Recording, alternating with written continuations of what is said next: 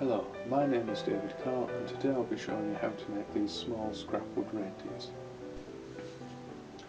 The first thing to note is once you've got your patterns is to be very selective over the blanks of wood that you use.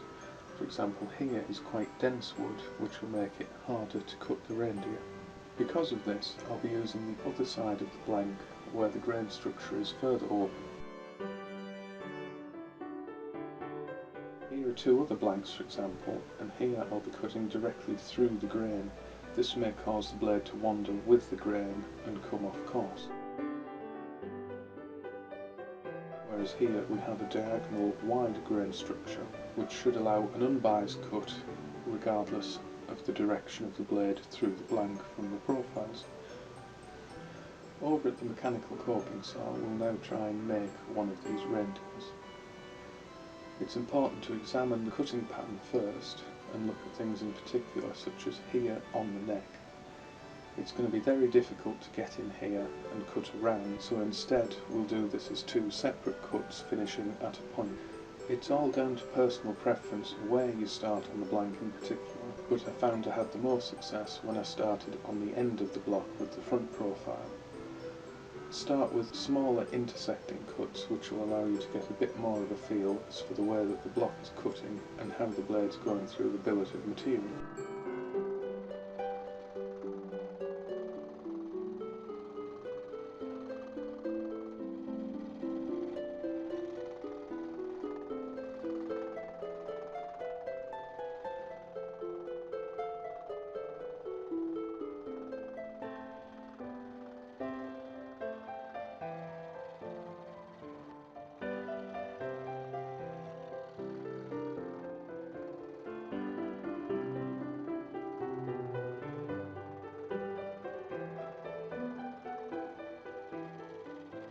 I would recommend doing all of the smaller intricate parts such as the antlers earlier on in the process of cutting.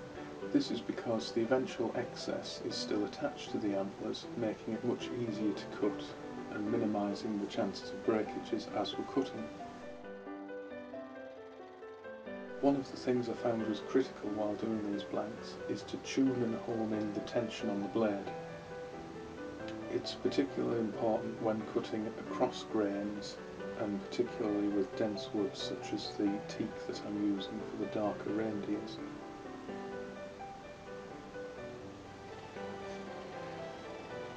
If your mechanical coping saw has the facility to it, also experiment, alter and dial in the speed of the stroke of the blade, which will alter the cutting.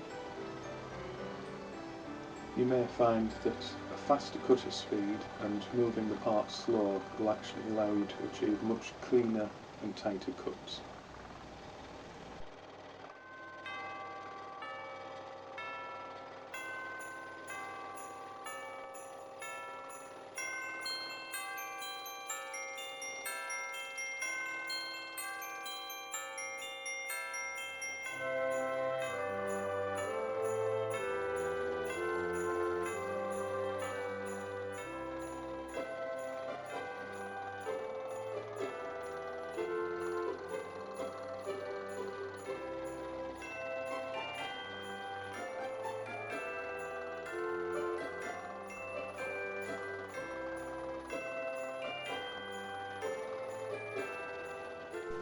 Continuing with the side profile, I'm now proceeding to take out any large chunks or undercuts, such as in between the legs. Once all of this is removed, I'll then proceed with parting away the excess on the front profile to reveal the main part of the reindeer.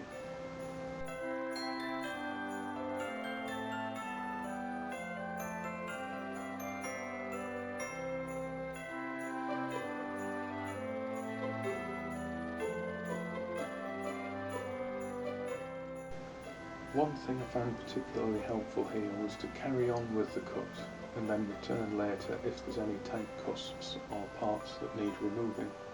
By working in this way, you're minimising the stress on the blade because you don't need to do any harsh turns whilst you're still in the centre of the block.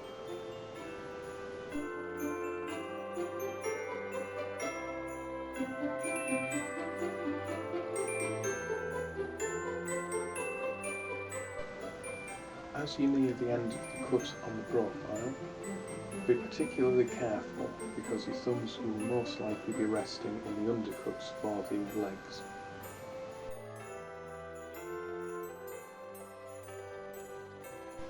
Now that the side of the part is released, you can go back and resharpen or retrim any parts necessary.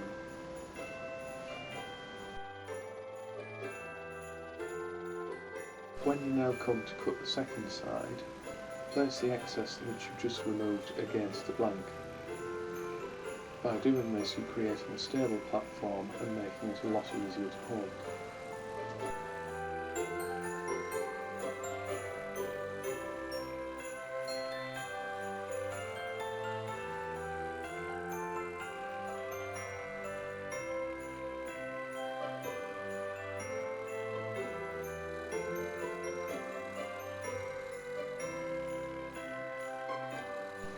Now that the front profile is fully separated, apply masking tape around the part to then re-secure it together tightly. Make sure that you can clearly see the outline through the masking tape for the other side profile, and if you need to, go over this with a pen to make it a bit clearer. You can now continue to cut the side profile, however be particularly careful that the block moves as one solid part rather than the parts sliding independently, which could cause damage to the end reindeer.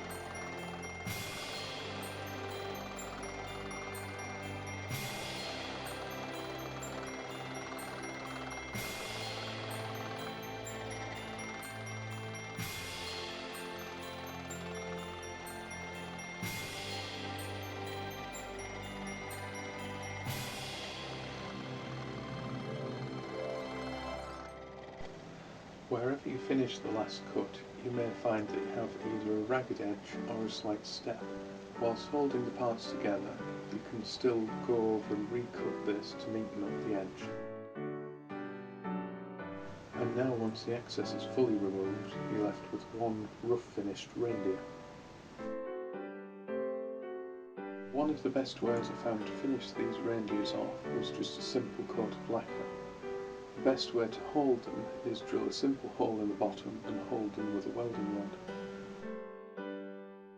To get all of the reindeers to ultimately look like this, I've first been applying small self-adhesive sequins for the eyes and nose. These are applied first so that they're encapsulated within the lacquer coat so that they can't be broken away easily. When spraying the reindeers, one even overall coat should be enough.